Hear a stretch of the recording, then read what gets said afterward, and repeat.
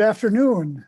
Welcome to all of you, and thanks for joining us for Collegeville Connections and our session today with Eric LeCompte. For those of you who might not know, Collegeville Connections is a series of online events presented by the Collegeville Institute, located on the campus of St. John's University in Abbey in Collegeville, Minnesota. Collegeville Connections highlights the work of Collegeville Institute alums and friends from across the spectrum of Collegeville Institute programs, provides an opportunity for new guests, program alums, and friends to stay connected to each other and to the Collegeville Institute. And most importantly, you're going to learn a lot from our remarkable guests and from our guest today. I'm Don Ottenhoff, Executive Director of the Collegeville Institute. And before I introduce our guest, I'm going to turn to Carla Durand, a staff member at the Collegeville Institute. Carla is running the tech side of things for us today and will tell us what we need to know about logistics. So Carla. Good afternoon and welcome. Just a couple words about the digital platforms that we're using today. We are using both Zoom and Facebook Live. So if you are viewing this presentation through Zoom, and when we get to the point of having some time for questions and answers, we'd ask that you please use the Q&A function rather than the chat function. So if you're on Zoom, please use Q&A function. And then if you're viewing us on Facebook Live, you can please add your comments or questions to the comments function. And we do have another staff member who is watching that platform, and we'll be feeding those Facebook Live questions to us over here on Zoom. And if by chance you happen to lose your Wi-Fi connection on Zoom, you can just switch to the Facebook Live platform. And thanks for being here and enjoy. Great, thank you, Carla. Eric LeCompte is a graduate of St. John's University, a recent Collegeville Institute resident scholar, and the executive director of Jubilee USA Network, a coalition of more than 750 religious groups and organizations, about which you're going to hear more in a moment.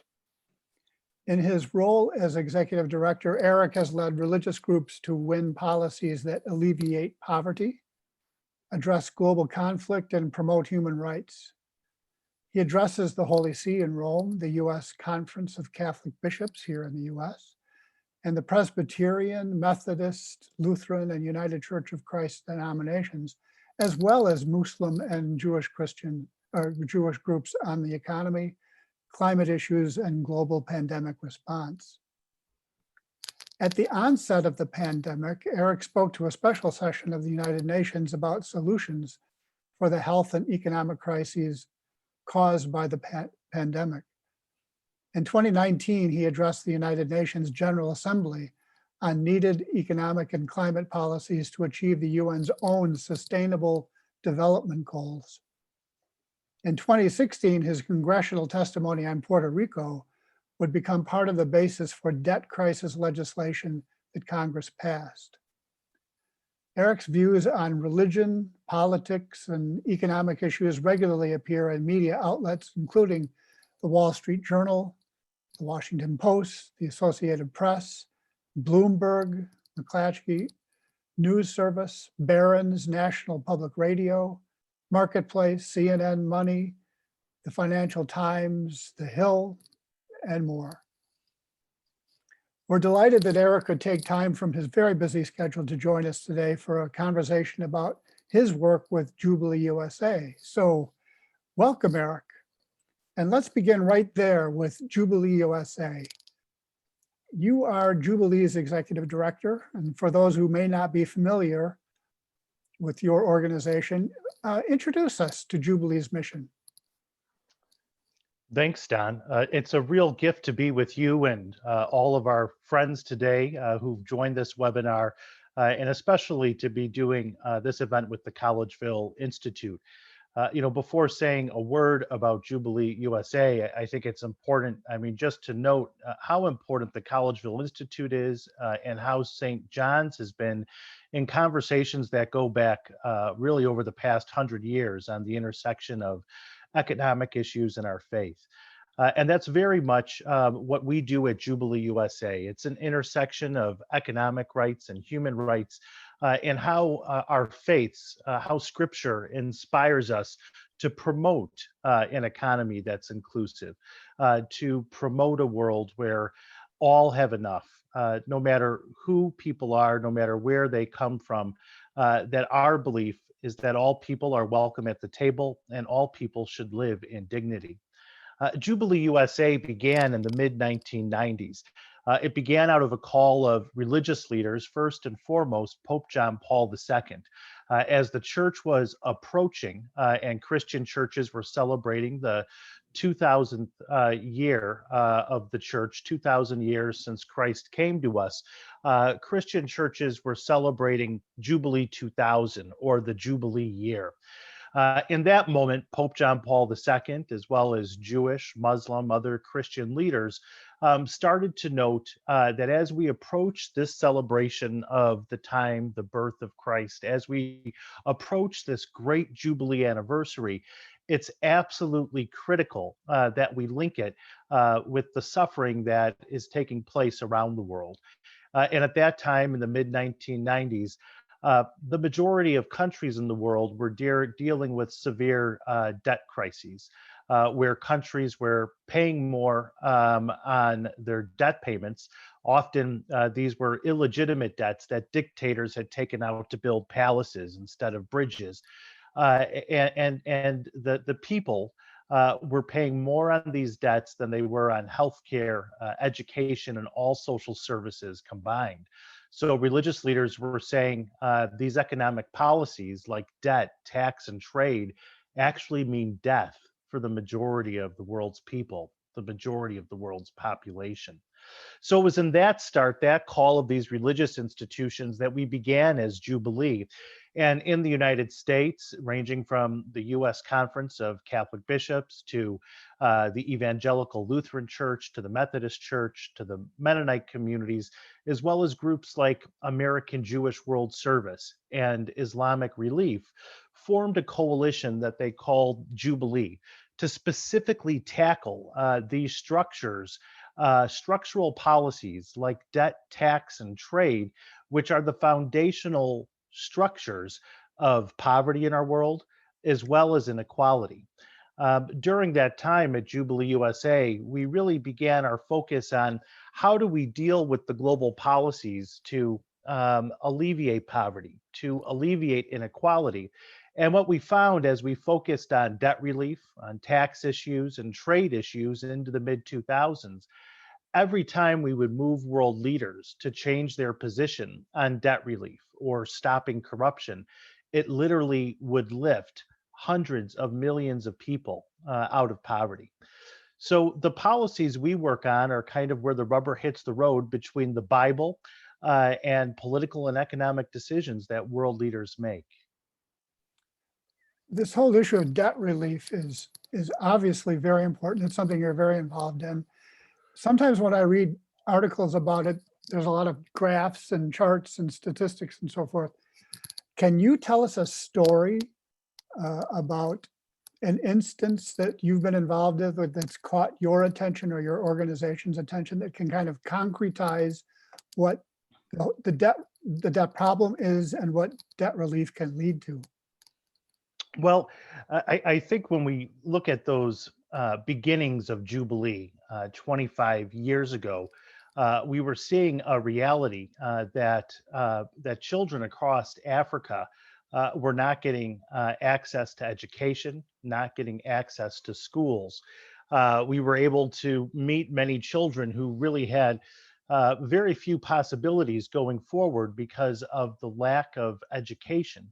So the actual global policies that we moved forward, the solutions called by world leaders the Heavily Indebted Poor Countries Initiative in the early 2000s, out of that initial call from the religious leaders, and then another agreement called the Multilateral Debt Relief Initiative in the mid 2000s. It actually had real impacts on people's lives and livelihoods. Because of those policies that we won in the mid 2000s, which, might feel when you say the word debt, you kind of lose me in these structural economic issues. It had a huge impact. According to the United Nations, because of those policies we won, it means 54 million kids in sub-Saharan Africa went to school who never would have seen the inside of a classroom. It meant that school fees were canceled in Tanzania. It meant in Zimbabwe, or rather Zambia, that hundreds of thousands of people were actually able to see doctors for the first time. A more recent initiative that we move forward is a process to offer grants and continual debt cancellation that initially we won for Haiti in 2010 after their earthquake, but we actually strengthened for the Ebola affected countries in 2015, where all of their debts were canceled in Guinea, Liberia, and Sierra Leone.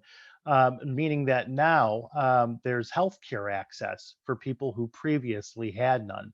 And more recently, as we've been dealing with the pandemic, and I know we'll talk a little bit more about that later, that same process of debt cancellation and grants, we were able to move forward for the 29 poorest countries in the world so that people could access healthcare in the time of this crisis.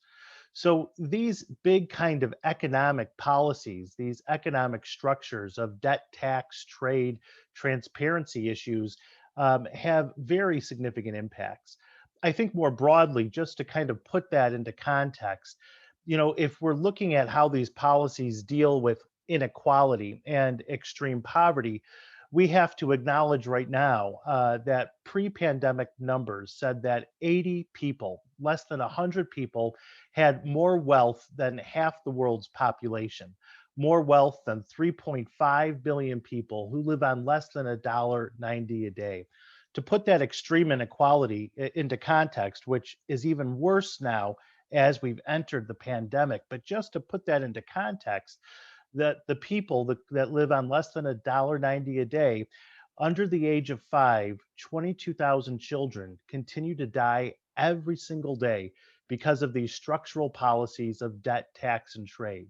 That's an amazing number. More than 100,000 kids are dying every single week because of these structural policies. And these policies that we're working on to tackle inequality, to deal with poverty, ultimately, they're about saving lives and building livelihoods. Well, let's stay on the issue. You said we talk about the pandemic later. Let's stay on it right now. You've raised the issue. Can you say more about how the pandemic has affected what you do at Jubilee USA from day to day? Well, certainly, the tragedy of the pandemic has really put a lot of our work right in the center of the actual discussions that world leaders are having right now, from the White House to the G20 to the United Nations. And that's because of the reality that the policies we work on are policies that can prevent financial crisis. Over the last 25 years, we've won some very significant agreements from the United Nations, from the G20, about putting in these continual processes to address inequality, to alleviate poverty, to prevent crisis. What's unfortunate is that although we've reached agreements as recently as 2015, these policies have not been implemented. And I think the great sadness that I struggle with, that many who look at these issues struggle with, is had these processes been implemented before this pandemic began and was called a pandemic in March of 2020 by the World Health Organization, we would not be dealing with the greatest economic crisis since the Great Depression. I think it's important to put that into context, both what that means for those of us who live in the United States, as well for those of us who live in every corner of the world. Over the last year, since the dawn of the pandemic, 95 million people have entered the ranks of extreme poverty, mostly women and children. Around the world, 495 million jobs have been lost, never to return, obliterated. because of the pandemic, because of the vulnerabilities, because we didn't put the solutions in place, because of these structures of debt, tax, and trade, right now, 265 million more people are experiencing famine around the world. And if we just look at the United States, which the International Monetary Fund, this very powerful financial institution, says the United States will be one of two countries to experience stronger recoveries. The United States and China, according to their most recent reports, while the rest of the world will continue to be worse off post-pandemic. It's important to note that in the United States, we have 18 million kids who are experiencing hunger for the first time. When we look at the amount of jobs that have been lost in the United States, we've lost 22 million jobs that will never come back. We've lost 40% of small businesses in the United States because of the pandemic. So the reality is before the pandemic, much of the world was experiencing crisis. About half the countries in the world were experiencing debt crisis or financial crisis, not able to pay their bills, let alone meet the health and education needs of their people. And what we found is post-pandemic, those vulnerabilities have been increased. Poverty has increased, inequality in the wealthiest countries has increased. And now we're looking at the reality where many countries are now dealing with a higher level of crisis than they've ever experienced before. So the pandemic has shined a light on the work that we've done at Jubilee for the last 25 years on debt policies, tax policies, these transparency policies. And they're also the primary solutions that we've worked on at Jubilee that world leaders are looking at in terms of dealing with the economic impacts of the crisis and trying to get vaccines distributed and trying, if at all possible, to somehow emerge as a global community with more resilience post-pandemic, instead of what the reports say right now, that much of the world will be worse off after this pandemic. That's very helpful, because when you read the newspapers, you see the charts about infection rates. Which state has the highest infection rate? Are they up? Are they down? What you're talking about are impacts that go far beyond infection rates. Not that those aren't important; they're very important. But that's very helpful to kind of point out, and it's great to hear that someone's keeping their eye on those kinds of things as well. But I want to move on a little bit. So when I hear the word Jubilee, so I read the Bible, it has a biblical ring to me. So I'm kind of curious, do biblical or Christian theological perspectives guide Jubilee's work? And if they do, how do these ancient texts inform modern day crises, the kind of thing that you're talking about right now? The theme of Jubilee, or what we refer to as the Jubilee promise, is as you note, Don, one of the central themes in the Hebrew and Christian scriptures. This idea that when we open up the Bible and we start with Genesis, that we're reading about a rich and abundant world that God has created for us in 7 days. And that we're actually closest with the Creator when we're sharing that abundance among us, when we're sharing those resources among us. In many ways, the Torah, in the Hebrew scriptures, as we open the Bible, Numbers, Deuteronomy, Leviticus, actually looks to try and legislate this reality of living in closeness with God. Using that number of 7, the 7 days in which God created the world, very, very important for these ancient law books. It's certainly debated how many people literally lived by these law books, but some scholars argue that Hebrew communities as large as 100,000 people lived under what are called the Jubilee Laws. When we crack open these scrolls, these books, we read that every 7 years, debts are forgiven. Every 7 years, slaves are set free. Every 7 years, the land is allowed to rest. to go fallow, so God can provide directly to us. And every 7 times 7 years is the Great Jubilee, the great time of restoration, when we're all protected from having too much or too little. It's actually a continual process that's promoted in the Hebrew scriptures. And when we look at the time of the prophets, when they're reminding people to go back and live in right relationship with God, they refer very specifically to these laws. These particular laws, Isaiah, Micah, Amos, remind the people to go back and be with God and live under the Jubilee law. And then dramatically, at the onset of the Christian scriptures, we read in the Gospel of Luke in Jesus's first public act, where he actually reads from Jubilee scripture. He reads from Isaiah that's reminding the people about every 7 years setting slaves free, every 7 years living in communion with God, every 7 years forgiving debt and preparing for the great Jubilee, the great year of the Lord's favor, 7 times 7 years, 49 years, 50 years, the great restoration. Jesus reads that scripture in the synagogue, his first public act. And when he closes it, he says, "This scripture is fulfilled in your hearing." And we know from the scripture that the people are baffled. They're saying, "Isn't this the day laborer's son from Nazareth? And he is telling us today that the age of inequality is over." So for Christians, for people of faith, we see that inspiration that comes from our teachings, from our history, from the Bible, are incredibly important because they lay out a continual process for ensuring that inequality is addressed and we're all protected from having too much or too little. We believe that actually leads our work today at Jubilee, and it inspires our work to work on what may sometimes feel like wonky processes, like a global bankruptcy process, which Pope Francis has endorsed, but and processes that can deal with tax evasion and corruption, so that countries actually have enough money before a crisis to get through it.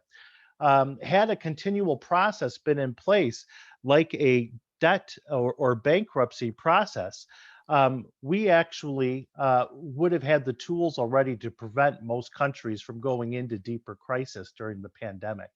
So we see those teachings, that scripture, as a real inspiration for the work we do. And going back to the beginning of our conversation, it's certainly clear why Pope John Paul II directly connected the theme of Jubilee to the church's anniversary, as well as the challenge to all of us to fulfill the promise of Jubilee. The idea of a Jubilee year, whether it's every 7 years or 70 years, sounds kind of utopian. Is there a distinction in that you make, or a distinction in your mind, between debt relief and debt cancellation? Well, a debt cancellation is one of the different types of debt relief when we're talking technically. And so, when we talk a little bit about some of the decisions that world leaders are making, there are many different types of debt relief. Some of those are suspension of debt payments. Some are actual debt cancellation and debt reduction. When we're talking about, I think scripture and where we take a lot of our inspiration from, we actually do have processes in existence that mirror continual processes to deal with the structural issues of debt, tax, trade, corruption. So for example, in just about every country in the world, we depend on a bankruptcy process for domestic global stability. Corporations depend on it, cities depend on it, institutions depend on it. Amazingly, that process is absent from the global financial system. That continual process that can ensure stability. And it's part of the why we're experiencing such a significant crisis on a global scale. Similarly, when we look at what the scripture inspires us to, some of it is fairly basic stuff. Again, we depend on, for stability in the US economy, as well as in most countries around the world, around basic rules on responsible lending and borrowing for our mortgages, for our credit cards. The bank isn't going to give you a loan to buy a house unless they can prove that you're actually buying a house with it. They aren't going to give you a loan unless they know that you have some ability to pay that loan back. Uh, these kinds of basic issues of transparency and responsibility actually are absent in much of the global financial system. And that's part of why we're experiencing this crisis. Beyond these inspired policies we see from the Bible, we actually see there's actual precedent for these kinds of policies in our Judeo-Christian laws in many countries of the United States. But for a number of reasons, they're not functioning in the financial system. So part of what Jubilee does, beyond being inspired by the scriptures, is looking at these common sense, practical global policies that need to be a part of the structure of the financial system to continually address inequality and to alleviate poverty. So I kind of got us off track, but I did ask you earlier about the relationship between Jubilee, the name Jubilee, and what you do, and its roots with a Christian, Judeo-Christian scripture. But in my introduction, I also mentioned that you work interreligiously. That is the case, isn't it? It is. In fact, right now, on many of the policies that we're promoting at the G20, the White House, our recent meeting with Treasury Secretary Janet Yellen, we've brought signatures from 260 religious institutions and groups, which include synagogues, churches, and mosques. So beyond the Jewish and Christian community, an important part of Jubilee is also working with other faiths in terms of the Muslim community and the Hindu community, where we don't share scripture in the same way with the Muslim community. We actually do share some rather profound teachings on continual processes to address inequality and poverty, and specifically structural issues such as debt and tax. In fact, when we look at some of the Jubilee issues, the Jubilee promise from a Muslim perspective, some of the teaching from the Muslim side is actually more specific and technical than what we find in much of our Christian and Jewish tradition, where it actually looks at great problems in terms of loaning people money at interest, as opposed to giving grants and allowing people, according to the Quran, to be able to give back when their time of need is over. So there are, in some ways, some more profound ways that the Muslim tradition looks at some of these issues. And I'll tell you, I think one of the great powers of Jubilee is that not only are we able to transcend political divides. Congressional Quarterly cites our work as the last standing bipartisan coalition in the United States, in Washington, D.C., but we're also able to transcend and bridge different religious institutions. About 6 years ago, in 2014, the first time that we had a meeting with Pope Francis, we met with the Secretary of State of the Holy See, Cardinal Parolin, who's a big supporter of our Jubilee efforts. And at that point, they were really exploring how to work with the Jubilee promise and move that forward as a part of Pope Francis's papacy. But the most important piece that Cardinal Parolin shared with us is he said, beyond the structural issues that Jubilee works on, which many people are not paying attention to, the great power of Jubilee is that it includes Muslims, Jews, and Christians. It is that power which makes Jubilee transformational. And I think he was right. I'm curious just how does the relationship between Islamic understandings of how money works in a community, how well are you able to kind of integrate or play off or understand one another on these issues relative to um, let's just say Christianity? Well, I think that what we find in common is that our faiths share certain principles on being in right relationship with the Creator, treating one another justly, and not taking advantage of one another. So I think in a very basic sense, we find that our faiths all call us to be in community, call us to be at the table, and to take care of anyone who's in need. Now, certainly, there are distinctions within our traditions and ways that our histories have looked at those particular issues, but we find a lot of commonality. I would say the other thing that's incredibly important for our efforts at Jubilee is that we are big proponents of interfaith reflection and interfaith prayer, which means being able to value the very different types of prayer and traditions that people bring to the table, but also finding very clear ways beyond appreciating each other's traditions to be able to pray together, reflect together, and allow that to continue to lead to our analysis that we need to share together to transform the structures of the global economic system. Uh, well, that's interesting. So there are these biblical roots to what you do in Jewish and Christian scriptures, and you've talked about your interfaith work, but the organizations you're working with, G20, International Monetary Fund, the White House, on and on and on, these are not religious organizations.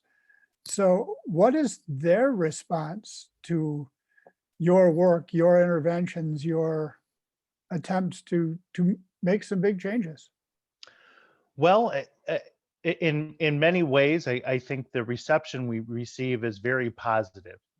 I can certainly tell you in my work with Jubilee over the last 12 years, whether there is a Republican sitting in the White House or a Democrat sitting in the White House, we've had an open door and we've been able to move forward our policies no matter who is sitting in the White House and no matter who is in leadership in Congress. And in big part, we believe that's because of the religious institutions that make up Jubilee. Now, I should note that Jubilee USA also includes some of the largest unions and environmental organizations in the United States, political and advocacy groups. But at the forefront, our founders are religious institutions. So just to give you an example, we held a historic hour-long meeting with Treasury Secretary Janet Yellen in March. And we brought to that meeting the leaders, the highest ranking leaders of US religious institutions. So we had with us the heads of the Catholic Church, the Lutheran Church, the Methodist Church, the senior leaders of the Union of Reformed Judaism, all of the major Christian churches, the head of the United Church of Christ. And we essentially went over these Jubilee policies, but like any meeting that we have at the White House, that we have with the leader in Congress, that we had with Secretary Yellen, we're sure to open that meeting and to close that meeting with prayer. So the leader of the Union of Reformed Judaism offered our opening prayer and then made a comment on the stimulus package and how that could help and would help people in the United States as well as people around the world. And our closing prayer was offered by Reverend Bishop Elizabeth Eden, the presiding bishop of the Lutheran Church. Again, wanting to open and close us in prayer and allow for that time between the seven of us and Secretary Yellen to be a conversation that was also informed and inspired by prayer. And then, we dug down deep into the technical policies. It was one of the primary leaders of the U.S. Conference of Catholic Bishops who talked about one of the most important issues that we've won recently with the G20 and IMF. Since that meeting with Secretary Yellen in mid-March about these emergency reserve funds called special drawing rights. The International Monetary Fund, this financial institution that we see as the second most powerful institution after the White House, yet many of us have never heard of it, even though it affects our lives and our jobs almost as much as the very oxygen we breathe, can create this money in a type of crisis, this currency called special drawing rights. So working very specifically with all these religious groups, but the U.S. Conference of Catholic Bishops, they presented to Yellen why we needed to activate this money for all countries of the world. Since the meeting, it was activated. We had the head of the Lutheran Church talk about climate issues and the reality that some of the most important climate decisions that are going to be made in the next 5 years will not be made at the United Nations. They're going to be made as a part of crisis response by financial institutions like the IMF, like the G20. The other major religious leaders also presented our policies, from tax and trade, from access to vaccines, as we had this hour-long conversation with Secretary Yellen. So I think it's interesting. What we found is that religious institutions and faith give us more power. In the United States, religious institutions are incredibly respected for the social services and charitable work they've done. And that's similar around the world when we coordinate religious institutions in Africa or in the Caribbean, who are the primary social service providers for their countries, that they in very special ways can weigh in with world leaders on these structural policies of debt, tax, trade, and how they impact people living in poverty. It's pretty amazing that you had this meeting with Secretary Yellen. Can you open the door for us a little bit? Did Secretary Yellen ask questions? Did she seem to be informed about who you are and who the groups that she was meeting with are and what their interests are? Well, very much so. And certainly I've had a relationship with Janet Yellen for over 10 years in her previous positions. And I've met with every Treasury Secretary and President on our issues over the last decade. Again, while we are a religious institution, it's interesting in terms of these global structural issues, which are the continual agenda of the G7 and G20. There are not a lot of groups that actually focus on it. Yeah. So going back in our history on 25 years, it's really the Jubilee movement that has become known to world leaders for dealing with these structural issues. The term that's used broadly around the world is this idea of civil society, but civil society organizations, nonprofit groups that work on charitable policies. But there's a very small sliver of groups that are actually working on the structural issues that are being debated by the United Nations and the G20. So from a point of expertise, we're very well known by world leaders. But I think what really gives Jubilee USA and our network a lot of power is that religious institutions inform, inspire, and influence. And that was very clear with our meeting with Secretary Yellen.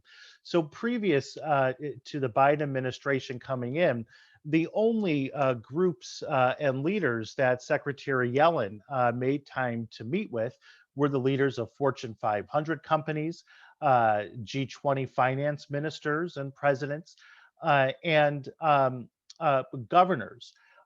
We were the first group so soon into the new administration where she met with and had this historic meeting with the high-ranking religious leaders and institutions. Similarly, under the Trump administration, we met with high-level people there, including Treasury Secretary Mnuchin. But this meeting was unique because it was more than me. It was really religious institutions speaking on behalf of people struggling in the United States, but also around the world, on the actual 6 issues, which are the primary issues that Secretary Yellen is working on right now in terms of global poverty and inequality. Interesting. You did mention already climate issues, environmental issues, that they're part of what you see as a biblical understanding of Jubilee promise or Jubilee economics. Say more about that, the place of climate and the environment in Jubilee's work, and especially in your efforts to influence the decision of these world leaders. Well, in terms of these particular issues on climate, We also see this as a very important part of the inspiration, the holistic message, which comes from Scripture.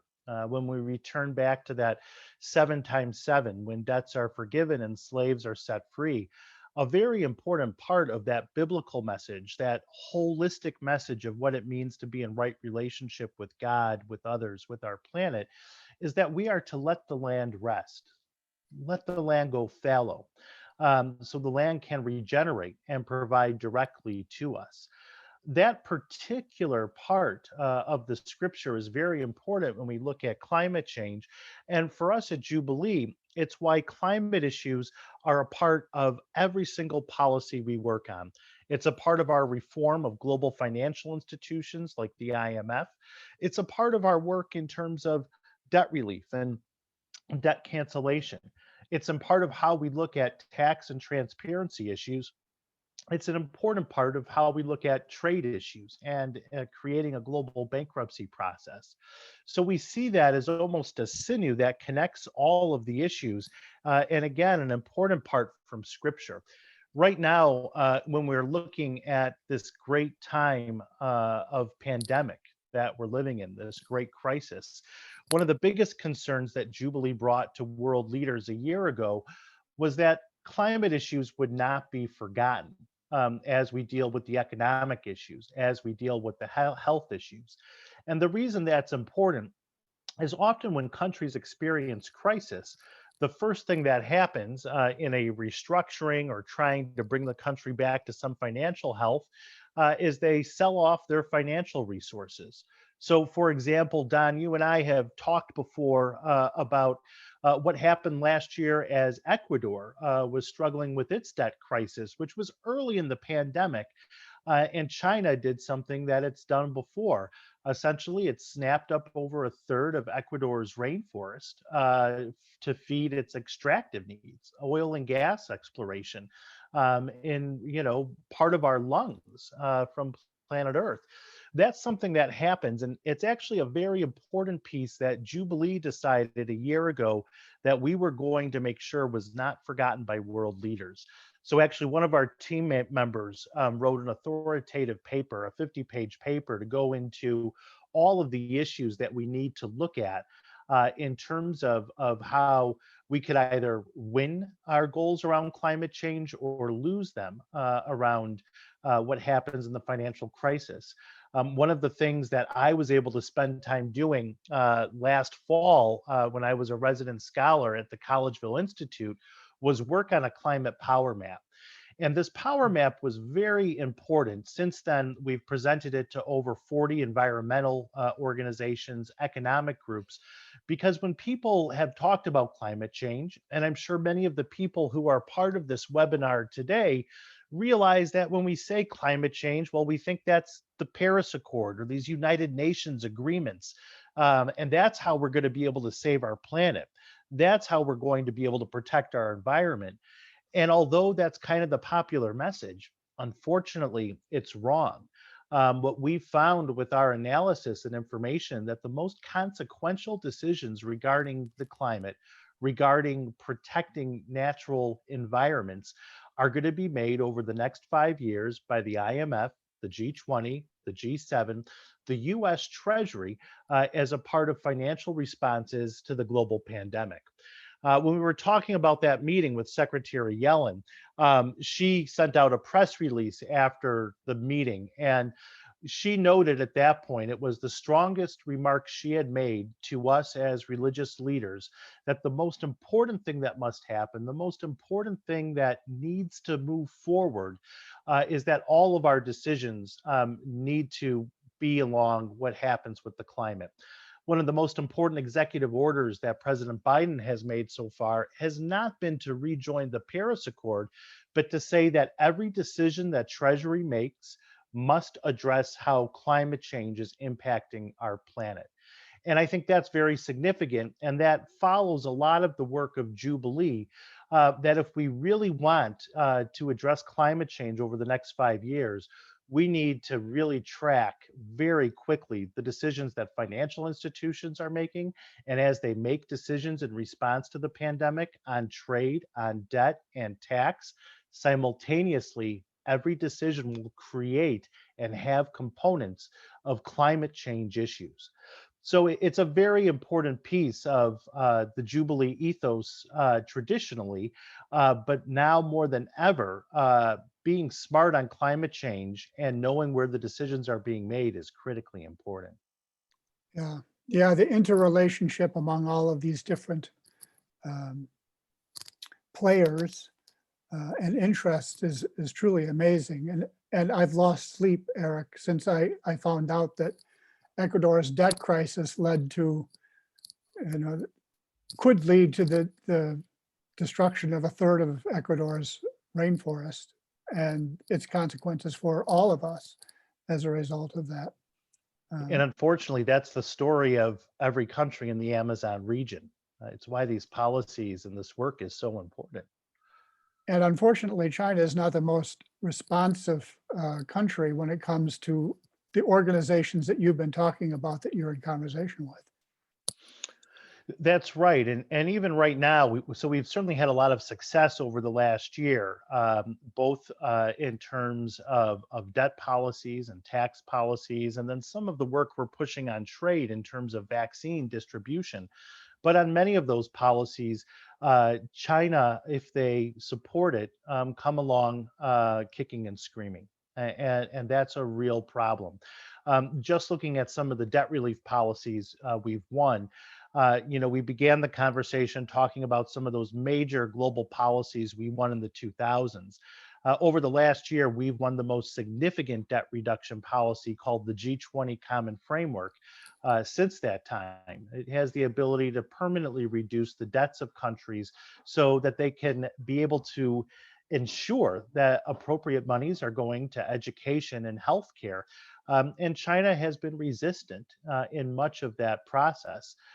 So right now, China and the private sector and how they're participating in debt relief and being able to support a global economy that emerges with some resilience, they have been a challenge. I think on the positive side, they have come along in many issues, but there's also been some real ways that they're still holding back and resisting. Yeah. So I do want to ask you, again, in the introduction, I mentioned that Pope Francis is behind what you're doing there in Jubilee USA. What's the backstory on that? How did that happen? Well, I think it's important to note, with our work with all religious institutions since the mid 1990s, there's been continual growth. So certainly Pope John Paul II and Pope Benedict were big supporters of a lot of the Jubilee processes we move forward. Pope Francis, in some ways, though, has been the most specific technical on a lot of the policies we work on. I have been fortunate enough to be advising the Holy See over the last 10 years, and many of the nuncios that advocate on behalf of the economic positions of the Holy See. So there's been that relationship there. And then after meeting with Cardinal Parolin and a lot of the work that we've done with Cardinal Turkson's dicastery of integral human development, in 2015, when Pope Francis visited the United States, he addressed the United Nations, where he endorsed a global bankruptcy process to deal with the different global policies, the policies of debt and economic issues that are the primary causes of inequality, poverty, human rights abuse, and global conflict. It's how he began his speech, and I like to tell people it's the most important speech that Pope Francis ever gave. Unfortunately, no one understood it. The journalists that covered it covered what he said about human trafficking. They covered what he said about the environment and climate, but they didn't understand, like he does so well in Laudate Si and Fratelli Tutti, his recent encyclicals. He frames all of these issues in the structural policies of economics. And part of that is also Pope Francis. When he led the church in Argentina, his country was held hostage in a debt crisis by predatory hedge funds, these group called vulture funds that were trying to collect on the debt while extreme poverty increased in that country. So he looked down at the other side of a barrel of a gun from these predatory hedge funds. And it's part of why I believe he speaks so technically on these issues. 3 weeks before we called this a global pandemic, the first week of February in 2020, I went to Rome to sit down with Pope Francis and 12 finance ministers, the head of the International Monetary Fund, Kristalina Georgieva, the head of major UN institutions, to actually have a conversation about what are the Jubilee policies we need in place to prevent the next crisis from happening. At that meeting, Pope Francis again talked about bankruptcy. We talked about tax and transparency issues. After leaving Rome, 3 weeks later, the World Health Organization would say we are in a pandemic. Weeks later, the IMF would say we are facing the worst economic shock and crisis since the Great Depression. And that wonderful backstory of being with Pope Francis, who works so closely with us on these issues, the sadness of that story is, had these policies been in place when we reached previous agreements, had the policies that we sat down to talk about with Pope Francis in the first week of February 2020 been in place, the United States and every country in the world would not be experiencing the economic crisis that we currently are experiencing. Well, our time is getting short, and I do want to ask you kind of a big question, but I'm sure it's one that you hear a lot. So these huge financial issues you've been talking about, taxes, debt, trade, transparency, they can feel overwhelming, and the problems they create just way beyond their ability to solve them. Yet during this conversation, you've clearly said that tackling these issues is critical to solving many of the ills that face the world: poverty, inequality, climate change, even the pandemic. But I don't think anyone listening here during this webinar is the head of a multinational corporation or a political leader. How can someone like me act on these issues? Those of us who are in pulpits or pews, what can we do about these vast issues that you're talking about? Well, I think that's a critical question. And certainly there is much we can do. And what I've found over my work in the last 25 years is that the power of faith communities and people of faith is a force.